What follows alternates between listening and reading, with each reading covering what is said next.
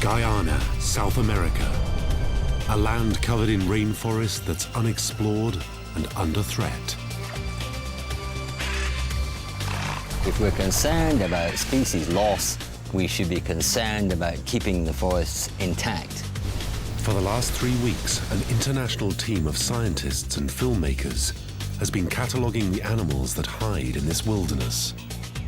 It's one of the most spectacular places on the planet. They're discovering it's one of the world's richest and most pristine rainforests. Fantastic. Diversity here must be absolutely incredible. And it's hard to think that this could disappear. It really needs to be preserved. Now the team has split up on different missions. Gordon and George are traveling to the headwaters of a remote river where the animals are rumored to show little fear of man. Oh, wow. They could really mess this area up in a very short space of time, and that's terrifying. Justine is in search of one of the planet's strangest animals. And the climbing team is attempting the first ascent of a remote mountain. I don't like this. Oh, God! Steve Backshall is finding it tough. Last night they camped 115 meters off the ground, suspended in space. I'm starting to think whether I really am capable. Over the border stretches the vast jungle of Guyana. The country wants to keep its forests intact, but it's a poor nation, and timber raises much-needed cash.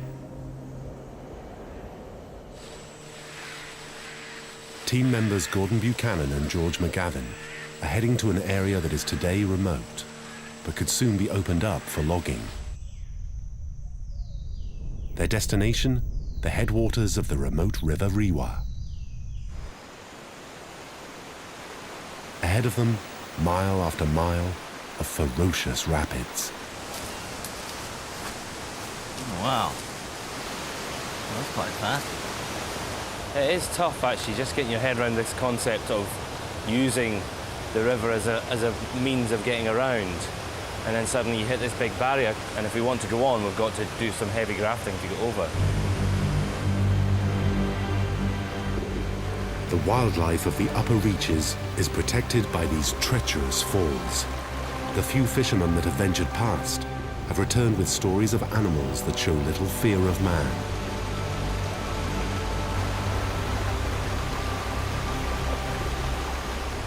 This is the point when you work out exactly what you need and what you don't need.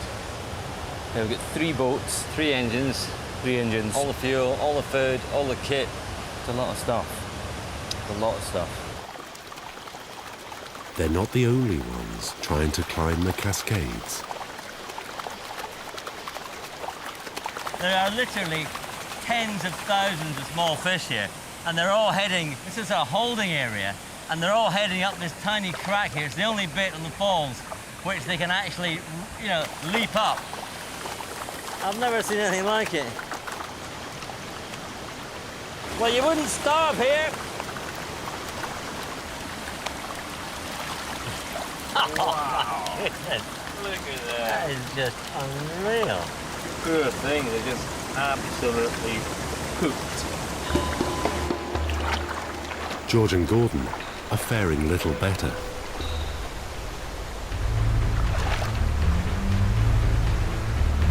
Their boat's being dragged back against the current. If it flips, they'll lose their kit. The team battle to regain control.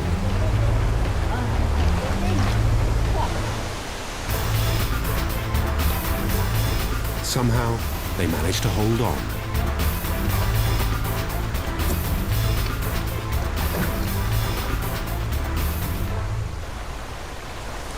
Very deep, really deep. You'd be amazed at how strong it is. You think it's in control, and then suddenly the current just takes the boat.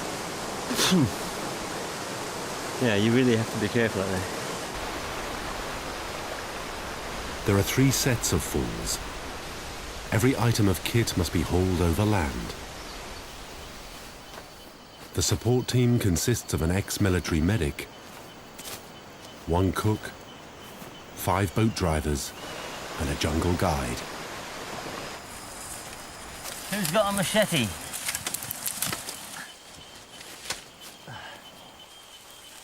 They are leaf catamaran. This is exactly similar to what we've been doing, actually. Carrying heavy loads of food and boats up and down the jungle. Yes, this is very similar. Some of the smaller worker ants are hitching a ride. Because there are small flies who fly over the swarm here, and they actually try to lay their eggs in the heads of the ants who are holding a load.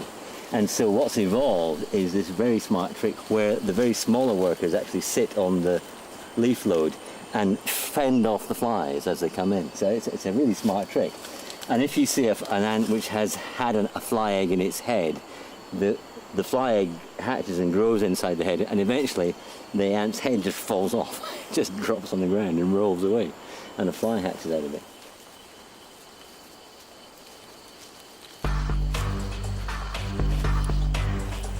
That's the last of the kit. So only 3 boats now, and we're done. In more ways than one. It's the hottest part of the day, and the worst job is still to come. I really don't know how we're going to... Dehydration and exhaustion are a real danger.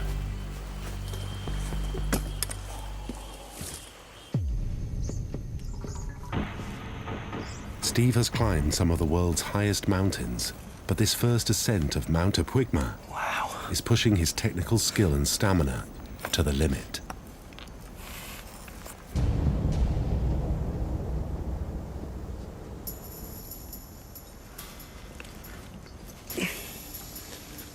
God, that is the move.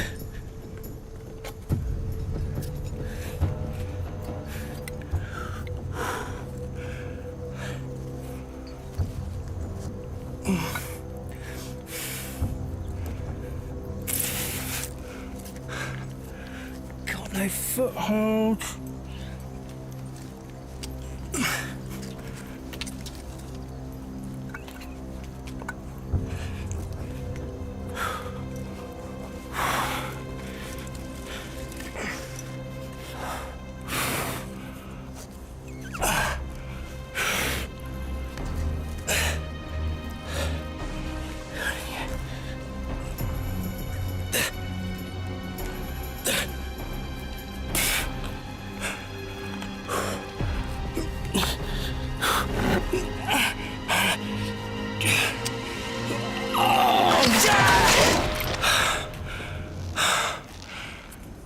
Oh no!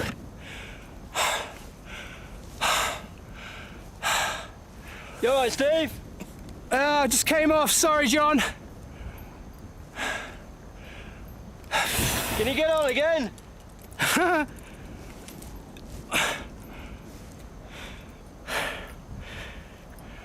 It's impossible for him to climb up the rope with his bare hands. For the moment, he's well and truly stuck. 250 meters up. On 3.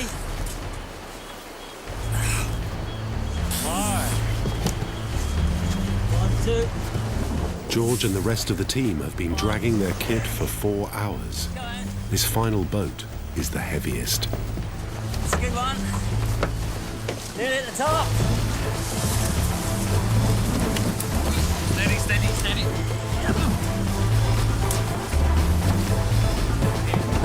Hang on, wait.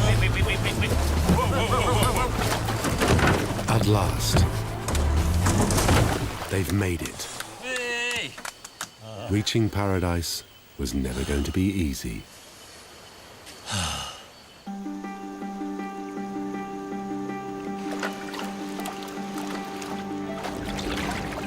Straight away, this river seems rich in wildlife.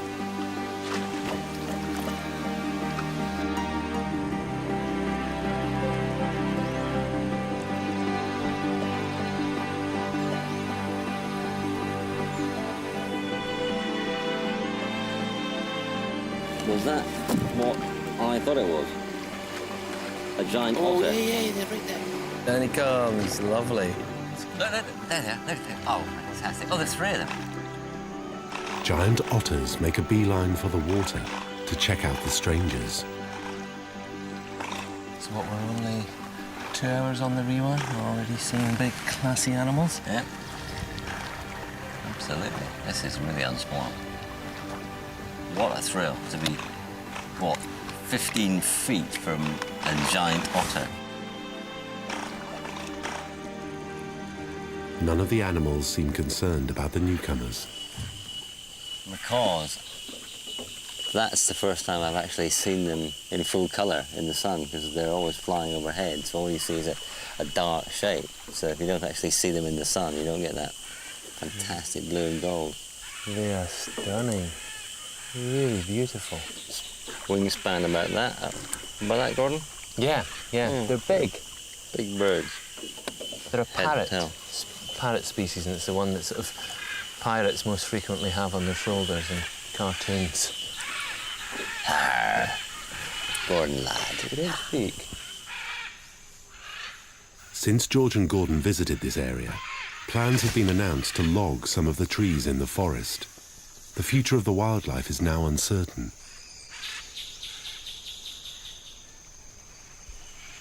Have you got it, Gordon?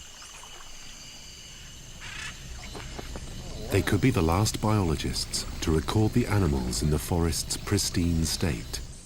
As they journey deeper, they hope to find some of Guyana's most impressive creatures: powerful eagles, big cats, giant snakes.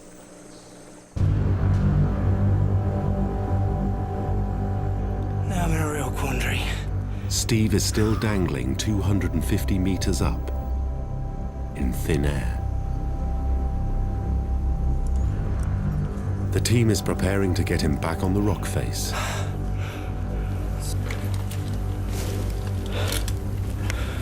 He's handed a device to help him climb back up the rope. Okay, here it comes, mind your hands as well. Just take all your hands away from the blue rope. Hand your head, here she comes. Well, how does that work? Right, what you do is you take off the carabiner, lift the red up a little bit, pull it like you prizing it apart, that's it, and then spin it, flip it around the rope. Right, does that work? That does. Thank God for you. Okay.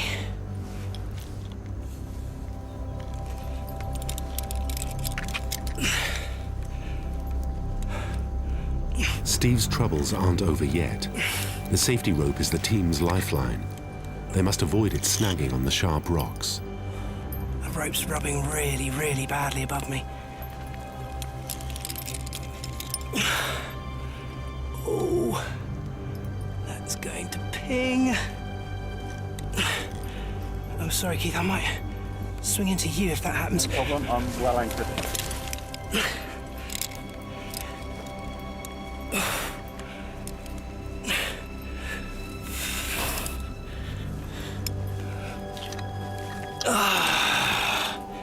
You're clear now, mate.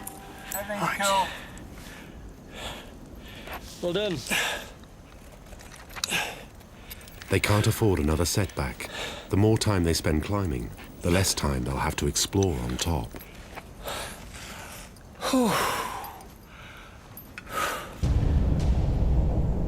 But there's no guarantee they'll even make it.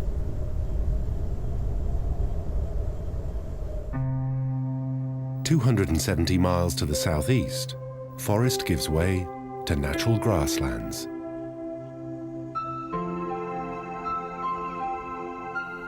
Here, jungle wildlife shares space with the cattle from a few remote ranches. Camerawoman Justine Evans is on her mission to find the creatures which live here. Look at that. Beautiful. We've got marsh around here, and some of it's quite deep. And horses can cross it really easily, but for us, it would just be a real pain wading through all this water all the time. It's such a great way to get about.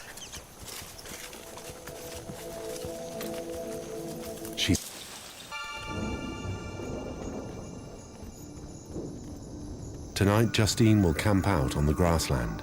Tomorrow at dawn, she starts her search for the savannah's strangest creature, the giant anteater. It's going to be a rough night. So we've only got one tent that's waterproof, have we?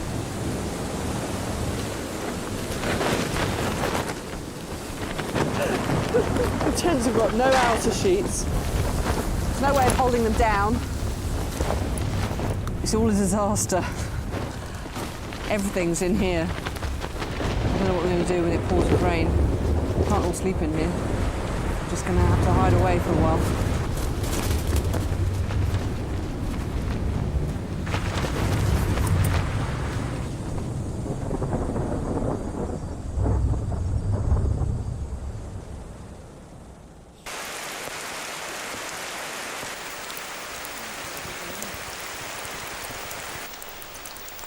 Animals are quite smart, they don't come out in the rain. Even insects don't come out in the rain. We're going to have to sit and wait it out, unfortunately. But we've got so few days here, we've lost a day, effectively, just because of the rain. In this untouched forest, they had been hoping to find Guyana's top predators: anaconda, jaguar, and the harpy eagle. Just when I said it couldn't get any worse, the porridge is burnt. It's not good for a Scotsman, is it? Burnt porridge. The rain's eased off a bit. Yeah, it has. That's good. It's a bit annoying because peak jaguar time sort of is 8 until sort of 10. And It's now nearly 10. Despite the delay, Gordon decides to take his chances. Look! Ah, a gastrocanthus spider. Yeah. I nearly plonked myself on that. This is a fantastic spider, and it's got these amazing spines in the abdomen. It's quite hard, actually. And if you were to sit on that, actually, it would be quite painful. Very heavily armed with spines. In search of the elusive jaguar. The heavy rains have swollen the river, and most animals have retreated into the forest, except one, a normally nocturnal paca. It's a fairly large rodent, quite commonly found, but not during the day. These things could be taken by certainly anaconda around here, jaguar. There's lots of things that eat them. Should be spending the days underground, little family group, and then they come out and about at night time. But this one's been scared out by something. Come on, Mr. Paca, get out of there.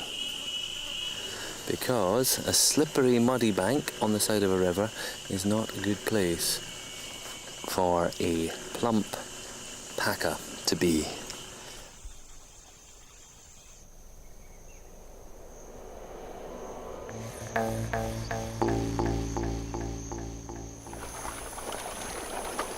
Justine has enlisted the help of a local cattle rancher in her search for giant anteaters.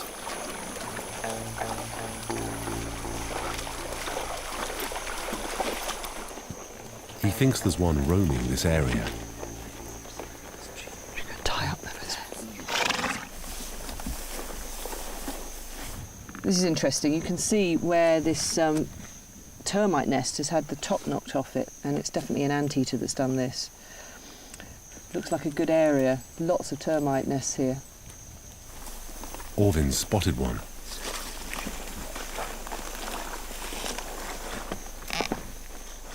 But the anteater has sensed them. Made too much noise. Stuck in a bog. And off he goes.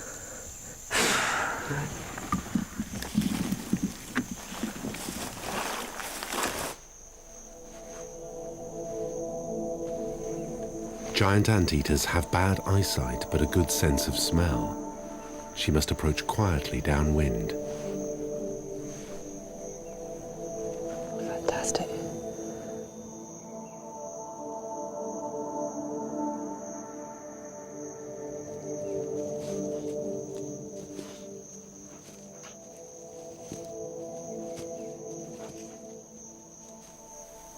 It's just really fascinating to see how it's using this landscape. You know, it's just specialised with what this landscape has to offer, which is lots of ants and lots of termites. It's just perfect for it. Giant anteaters have no teeth, but their elongated heads hide a 60-centimetre tongue covered in sticky saliva. They're just like aliens, just bizarre looking. He's feeding on something now. Wow. He's got his head right down in the grass, and he's got his tongue and it's sticking it down the holes, and all the termites get stuck on the tongue and they just lap up as many as they can.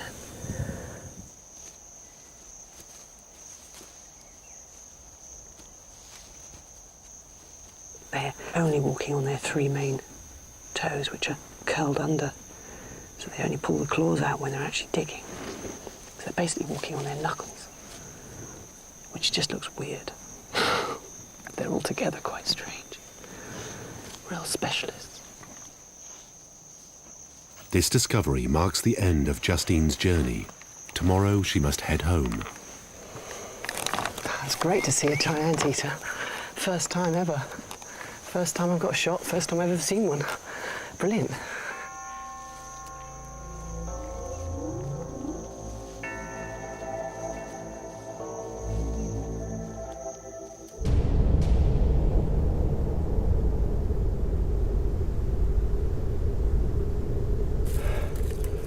After 3 days of relentless climbing, Steve is just 30 meters from the top. But it's not over yet. I'm actually not sure I'm going to tackle that.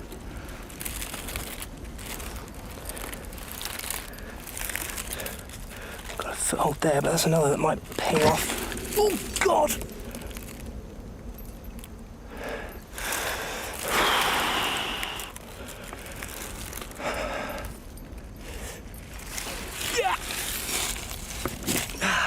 Well done. I think I can see the top.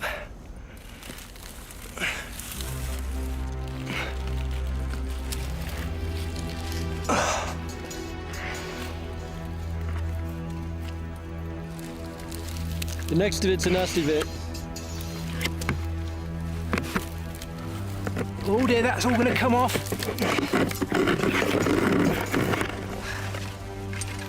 Oh, God. He's almost there. But in this final push, he's having to cling on to loose soil and roots. Go on, good.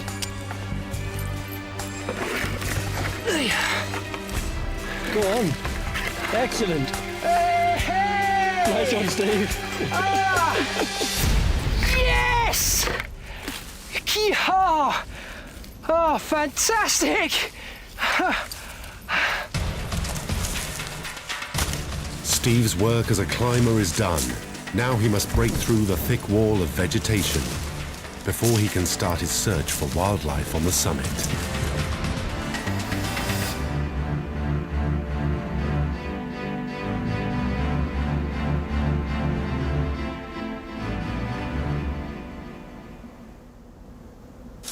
Look at this! We've popped out into a moss, bromeliad, fern forest. This really is the lost world.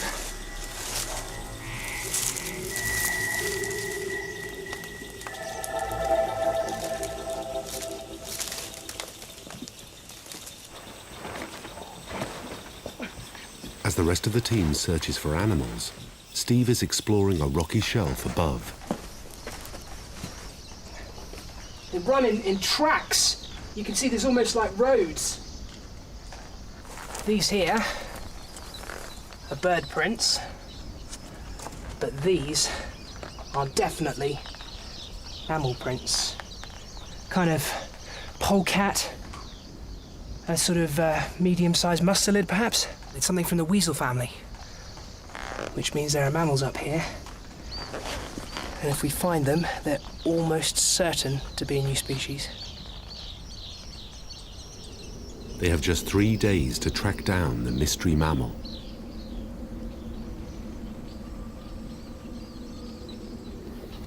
Well done, who found it? Yeah, it was just lucky. Just be careful, he's very jumpy. Oh, look at that underside. Beautiful colours. Woo! good catch. Well, I'm going to have to hold him still like that. I think what's particularly special about this frog is I've not seen it in any of the guides or any of the textbooks for the frogs of this area. I tell you what's particularly beautiful, actually, if you look at the underside, quite dull on top, but underneath the belly and the undersides of the pads, look at those colours. Wow. That's really quite dramatic, isn't it? Unfortunately, it's very difficult to name a new species without taking it back to a museum and running all sorts of tests on it, and to do that we'd have to kill it, which I'm not prepared to do. So I'm going to put it back where it belongs in this bromeliad here. Unidentified frogs, unknown footprints. Who knows what else the mountain holds? It's been a frustrating day for George and Gordon, but at least the rain has stopped. I have to say, this is not the sharpest tool in the kit. Okay, onions done. Potatoes.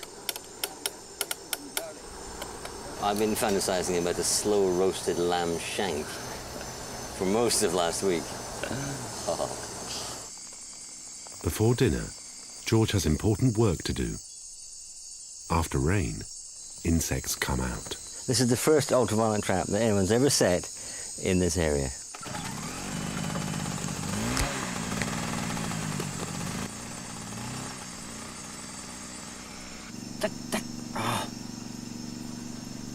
What on earth? I've never seen that before.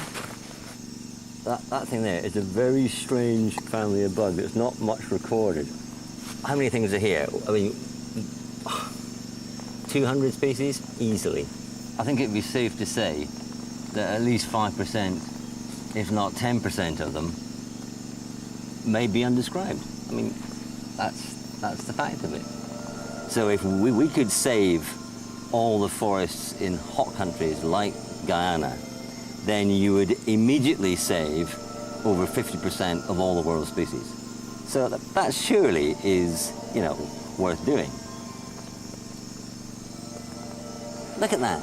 I mean, that is just stonkingly beautiful.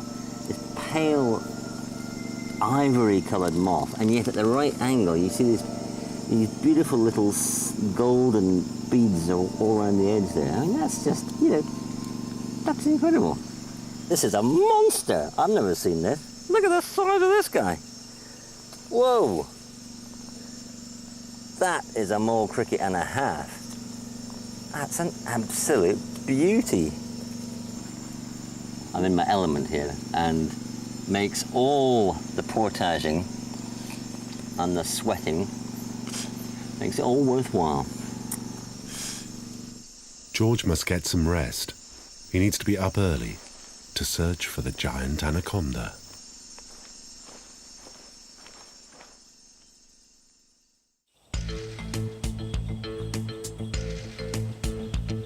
On the top of Mount Apuigma, the climbers spent the night sheltering under an overhang. Now they're preparing for another day searching for animals.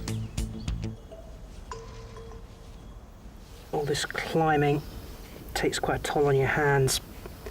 You just tend to get nasty kind of, you know, blisters, particularly in the points where the ropes rub through your fingers. Does it hurt? Yes. It's not too bad.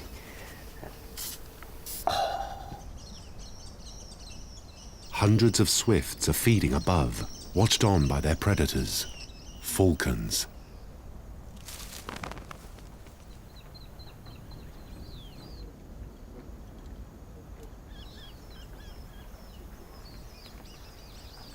From the second we reached the top of the climb, these calls have been in our ears the entire time. And to begin with, we thought it was a bat falcon, which is quite common. But those don't occur at anything like this altitude or in this kind of terrain. What does, and in fact what was spotted in 1999 on a tepui to the east of us, is the orange-breasted falcon. And I think there'd be a lot of ornithologists out there who'd be really, really happy to know that it's alive and well here on Apuigma. It looks to me like we've got a pair with a youngster, and there's all sorts of interactions going on between the three of them. Very, very vocal birds.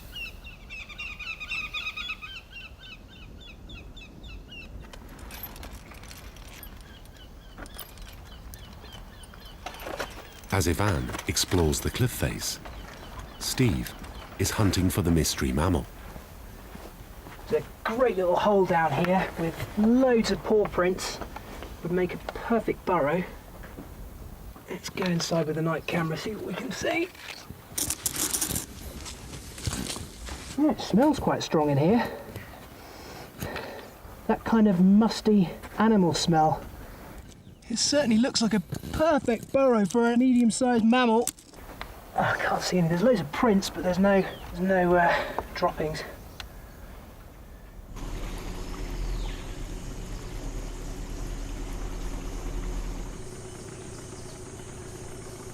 Since first light, George and Gordon have been continuing their search for Guyana's top predators. What's news? One of the boatmen thinks he's seen a giant anaconda hidden in the bushes.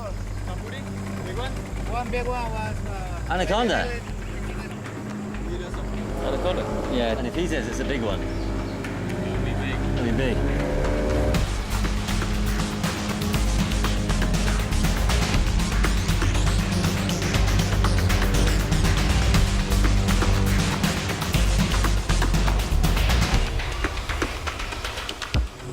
There's the big one. It's a big one indeed. Can we get in that? It's like a car tire. Yeah, it's like a car tire on its side. A very large car tire. Gordon is just trying to sneak onto land and try and get a picture of this anaconda on the ground. Razor grass. Gordon's about 8 feet away from it. Goodness me, that's a huge snake. It's 5 meters long, its body the size of Gordon's waist. It's doing a bit of pruning. Can't really get a clear view of it. I've seen an anaconda smaller than that eat a whole pig. Something the size of me, it could possibly do it. Anaconda kill by coiling their body tightly around their prey and stopping the blood circulation. The victim is swallowed whole. If you're scared of snakes, this thing would give you nightmares. Its tongue's not out. If its tongue comes out, that means it can sense us, it can actually taste us. At the moment, I think it's just fast asleep. Oh my God. No, that's big. This place really is strangely rich in wildlife. I've never seen or heard of anywhere like this place. This is a land of giants. Its eyes are open, isn't it? It's great to see it, and I think we should just leave it alone. They head into the forest, where they're confronted by yet another giant. This is an enormous tree. It's a silk cottonwood. Absolutely vast. That's bigger than anything we've seen. Definitely. Good grief. That is incredible. Look at the size of those buttress roots. Oh wow, look. What you got? Look. It's Oh my God. It's one of those... That is incredible. This is a hawk moth, which has been infected by... Is that a fungus? Exactly. And that's grown throughout the whole animal. The disease makes them crawl up higher. Really? So that when they die and the spores erupt out of the animal, it spreads over a further area. You have to be very careful what you eat in the jungle because there are things that can make you feel very sick, or the things that will grow inside you and erupt out of your back, your stomach. And here's an example. Sci-fi films, they try and dream up hideous things, but actually in the real world there are 10 times more hideous things happening to animals all around us than we could ever imagine. I'll bet you any money that species of fungus is undescribed. I mean, it's a very underworked group. That, to me, is quite unique. It's only from the air that you can see the vast scale of this forest. Guyana's trees alone lock up 2.7 billion tons of carbon, vital in the fight against climate change. But Guyana is a very poor country and needs to earn money from its trees. It faces a dilemma: to allow logging now or keep the forests intact and hope to trade them for carbon credits in the future.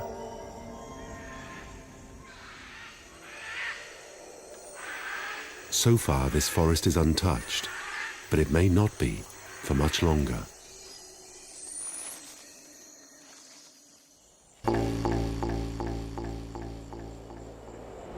It's the last night on Mount Apuigma, and after dinner, the climbing team hope to find nocturnal animals. They've laid a series of small mammal traps, and Steve's rigging an ultraviolet light to attract insects. Look at these moths. Look at the size of this. Whoa! Got some enormous moths all the way down this wall here, look! Look at the size of that. These ones here are hawk moths of the Sphingidae. Look at the size of that one there. For scale, that's the size of my hand. And they're all exactly the same species, with this distinctive eye spot here, and that wonderful coloration here in the hind wing. Whoa! Something really quite extraordinary's happened here. My light trap has actually conned these swifts, and they'd actually flown into the wall. This one here, he's stunned but alert, and I think he might head off. Come on, fella, please be all right.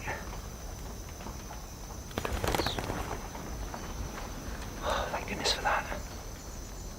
Suddenly, there's a noise from within the mammal trap. No. Come back, where are you? Oh, God, no! Oh, no, he's in there. He's in there. Oh, he's beautiful. You're all right, I'm not going to hurt you. Look at the size of the ears and the spread of the whiskers. This is definitely a creature that's accustomed to hunting at night. And it's ever so pretty. There have been very, very few species of mammals recorded on the top of tapuis, and new mammals are found so rarely these days. But that is an extraordinary find. Makes the whole trip worthwhile.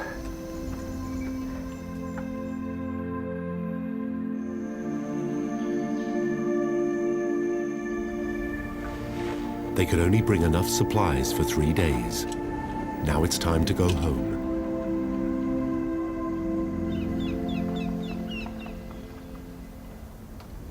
Last night was definitely in my top 10 wildlife moments.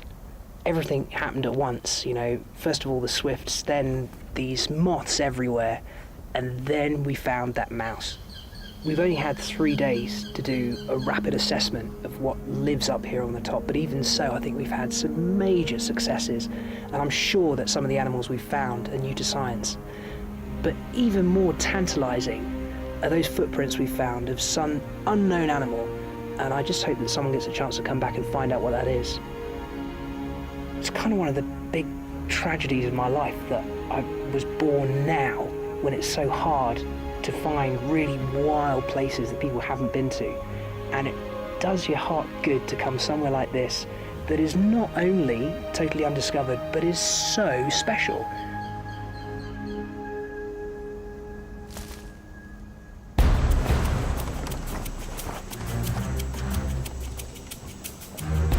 Gordon has been pulled away from breakfast. One of Guyana's most rarely seen creatures is high in the trees right next to camp. It's just stopped in this tree right here. I've never seen a harpy eagle before. I really didn't think we'd see one here. It's enormous. What I'd like to try and do is get a shot, and that way I can get the long lens to its full extent and hopefully get a really close shot of it. Oh, please don't go anywhere. This is just smash and grab filming.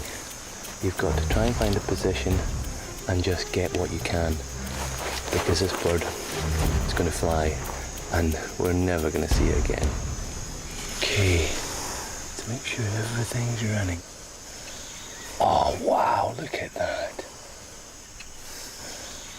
You know what, if the jaguar's the most difficult mammal to see, the harpy eagle is definitely the most difficult bird to see. Beautiful. Is it easy in this place to say every second day, this is the most amazing thing I've seen, this is the rarest thing that I've seen, but honestly, there is more chance of a jaguar doing the fandango through our camp than finding a harpy eagle. He's got the remains of a monkey, you can just see his back legs. That's what harpy eagles do. They're such a huge birds of prey. They catch big primates, and their claws are so powerful. They'll grab a monkey, grab it by the body with one claw, grab it by the head. Look at those talons, they're enormous, huge, that size. The harpy is the most powerful eagle in the world and stands a metre tall.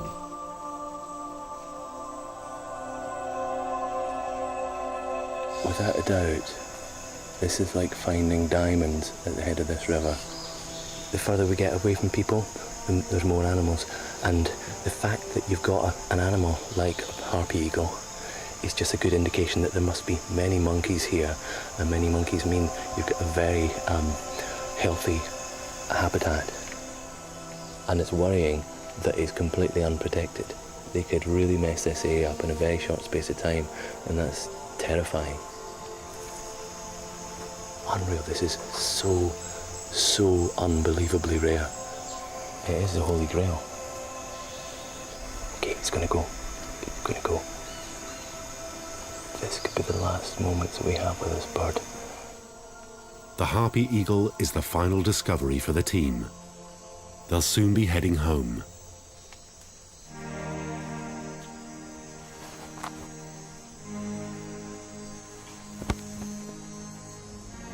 The expedition has produced important evidence. This is one of the greatest unspoiled rainforests in the world. There are so few places that are pristine and untouched.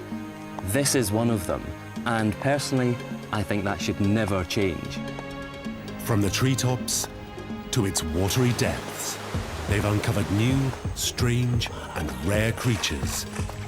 They've been burnt, bitten, and had narrow escapes. They've catalogued and photographed hundreds of rainforest animals.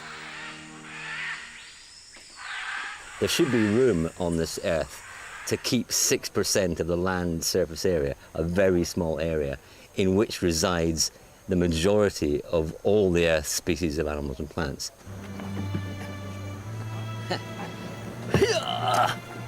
Thank you.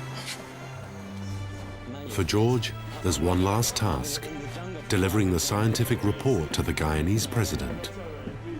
Here is a very brief report from our trip, which just outlines what we did, and obviously that there'll be more coming out of this in the next few months. Every report, they've all recognized the importance of rainforests, especially tropical rainforests, in climate change, their contribution to the mitigation or the reduction of greenhouse gases. And what we all find is that this particular area is one of the richest in terms of species, probably anywhere on the planet.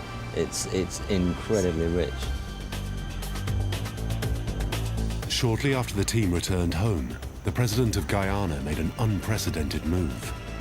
He approached the British government to offer the intact forest as a global resource to help alleviate climate change in return for financial help. The world is just beginning to recognize the enormous value of rainforests, not only as home to millions of species, but as part of the solution to a global problem.